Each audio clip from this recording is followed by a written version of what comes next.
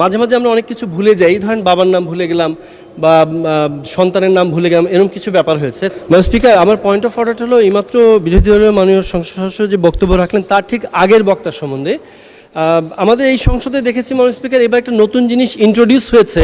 মাঝে মাঝে আমরা অনেক কিছু ভুলে যাই, ধরেন বাবার নাম ভুলে গেলাম বা সন্তানের নাম ভুলে গেলাম, এরকম কিছু ব্যাপার হয়েছে। তো দেখলাম যে মাননীয় সদস্য তার বক্তব্যে বললেন 2026-27 অর্থ বছরে নাকি কালো টাকা সাদা করার অপশন রাখা হয়েছে। এরকম কোনো কিছু রাখা হয়নি মাননীয় স্পিকার।